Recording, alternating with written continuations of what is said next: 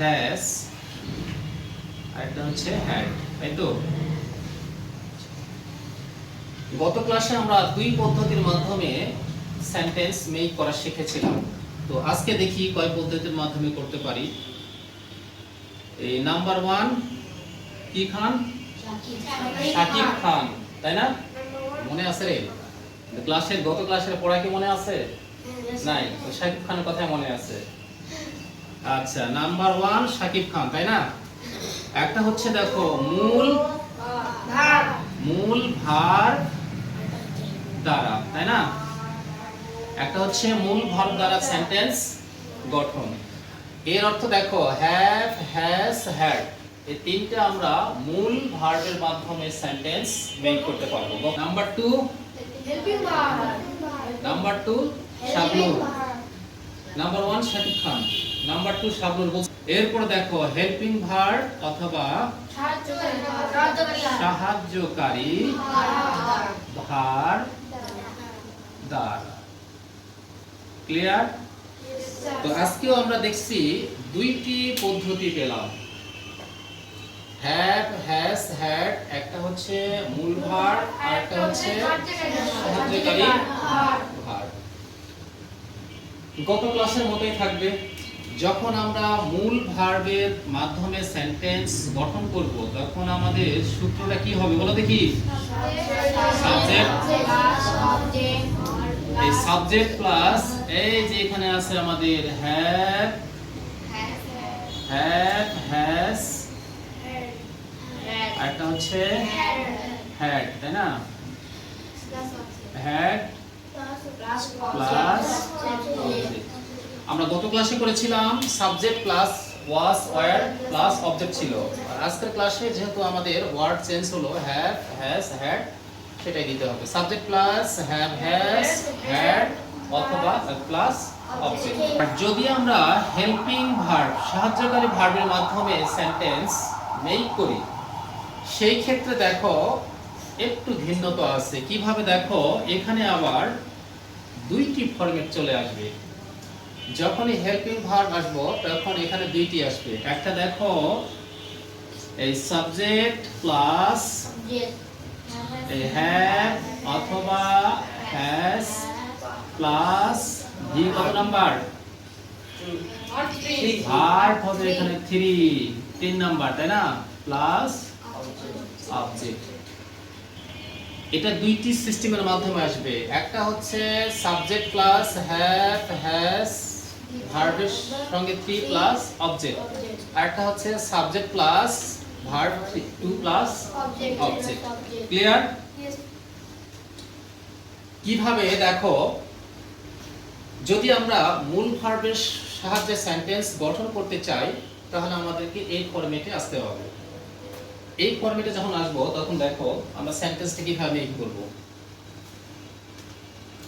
আগের মতই চলে আসতে হবে।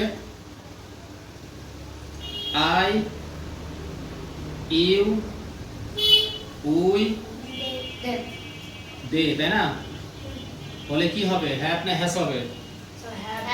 হ্যাভ হবে। এখানে আমরা হ্যাভ বসিয়ে দিলাম। এরপর বলা ছিল কি একটা অবজেক্ট, তাই না? তাহলে অবজেক্ট আমরা যার সঙ্গে যেটা ম্যাচিং হবে সেটাই দিব। I have a book, a pencil, ইত্যাদি ইত্যাদি আমরা এখানে দিতে পারি। কথা বুঝতে পারছো? আর যখন হবে হি, শি, এনি নেম মানে যে কোনো নাম, আর একটা হচ্ছে ইফ দিয়ে দিলাম, সেই ক্ষেত্রে কি হবে? হ্যাজ হবে। এরপর আমরা ম্যাচিং একটা অবজেক্ট কি করব? যুক্ত করব। তাই কি বলতে পারি? হি হ্যাজ এ বুক, তারপর he has a pencil. Clear? কথা বুঝতে পারছো? আচ্ছা, এখন আমরা এই মূল ভার্বের সাহায্যে কিছু সেন্টেন্স গঠন করার চেষ্টা করি। প্রশ্ন করব বাংলা, তোমরা ইংরেজিতে উত্তর দিবে, ঠিক আছে? আমার একটি কলম আছে,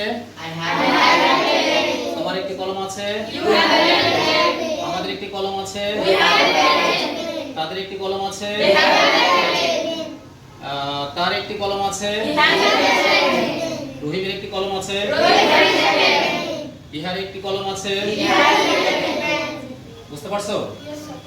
আমার হাতে একটা কলম আছে, তার মানে কি এই কলমটা আমি নিজেই কিনেছি, এই জন্য কি করতেছি, দাবি করতেছি। তো এটা হচ্ছে অধিকার। যদি কোনো অধিকার অর্থে প্রকাশ পায় সেক্ষেত্রে এই হ্যাভ হ্যাজ এর অর্থ হচ্ছে আছে, এটাই আমাদের এখানে বসবে। ক্লিয়ার? তো এরপরে চলে আসি, দেখো এটা হলো আমাদের মূল ভার্ব দ্বারা। মূল ভার্ব দ্বারা হ্যাভ হ্যাজ আমরা সেন্টেন্স গঠন করলাম, কিন্তু আরেকটা পড়ে আছে কি, হ্যাড। এই হ্যাড দিয়ে আমরা কিভাবে করব? এই হ্যাড দিয়ে একই ভাবে হবে, তবে এখানে কন্ডিশনটা একটু ভিন্ন হবে।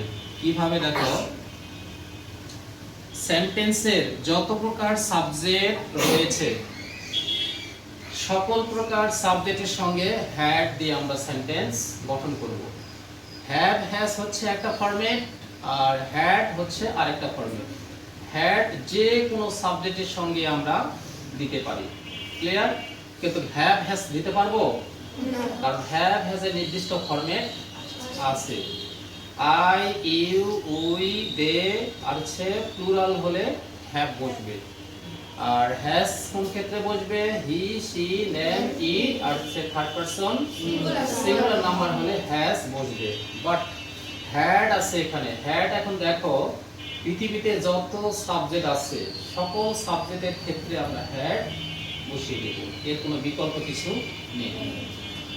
তো এখন দেখো, যদি আমি বলি যে আমার একটি কলম ছিল, তাহলে কি হবে, I had a pen। মানে এখানে সকল সাবজেক্টের সঙ্গেই হ্যাড